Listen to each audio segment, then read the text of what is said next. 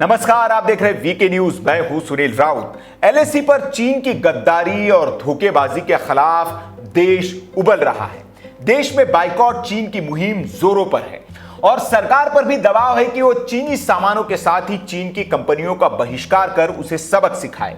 इसी दबाव के चलते सरकार भी कड़े फैसले ले रही है। पहले सरकार ने कुछ चीनी कंपनियों के ठेके रद्द किए और फिर चीन के 59 ऐप पर बैन लगा दिया। हालांकि इसके लिए सरकार ने सुरक्षा कारणों का हवाला दिया, लेकिन भारत के इस कदम से चीन तिलमिला उठा है। उसने इसे WTO की संधि का उल्लंघन बताते हुए भारत को इस पर दोबारा विचार करने की सलाह तक दे डाली। चीन इस बैन से इसलिए भी बौखलाया है क्योंकि भारत के इस साहसिक फैसले के बाद दुनिया के कई देशों में चीन के खिलाफ आवाज उठने लगी है और वहां की जनता भी भारत सरकार की तर्ज पर इन ऐप्स को बैन करने की मांग कर रही है। इनमें यूरोप के कई देशों के साथ ही USA भी शामिल है। अमेरिका ने तो चीन की 2 कंपनियों के खरीद पर प्रतिबंध भी लगा दिया है। इनमें UI और ZTE शामिल है।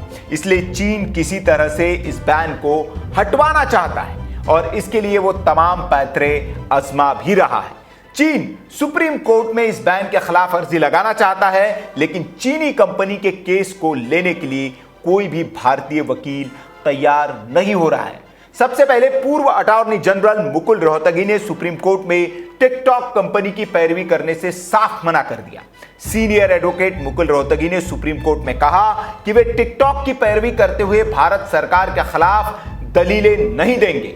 और अब खबर यह है कि मुकुल रोहतगी के बाद सुप्रीम कोर्ट के सीनियर एडवोकेट और कांग्रेस नेता अभिषेक मनु सिंघवी ने भी टिकटॉक को झटका देते हुए सुप्रीम कोर्ट में पैरवी करने से साफ इनकार कर दिया है। अभिषेक मनु सिंघवी ने कहा कि मैं सुप्रीम कोर्ट में टिकटॉक की पैरवी नहीं करूंगा।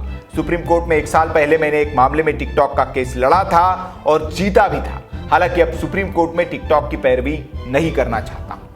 इस पर कांग्रेस नेता और सीनियर एडवोकेट KTS तुलसी ने भी अपनी प्रतिक्रिया दी है। तुलसी ने कहा कि यहां पर प्रोफेशनल ड्यूटी और नेशनल ड्यूटी के बीच एक दुविधा की स्थिति है। अगर मैं भी मुकुल रोहतगी की जगह होता तो यही करता। मतलब साफ है कि चीन के खिलाफ जन भावनाओं का ज्वार उफान पर है और लोगों को चीन फूटी आंख भी नहीं सुहा रहा है। इसलिए हो सकता है कि अब टिकटॉक को सरकारी वकील से ही काम चलाना पड़ेगा, क्योंकि कोई बड़ा वकील तो टिकटॉक का केस लेने को तैयार नहीं दिख रहा है। वैसे टिकटॉक को शायद पता नहीं है कि वो जमाने लग गए जब यहां के वकील आतंकियों के भी केस लड़ने के लिए तैयार हो जाते थे और वे आधी रात को उनके लिए सुप्रीम कोर्ट तक खुलवा देते थे।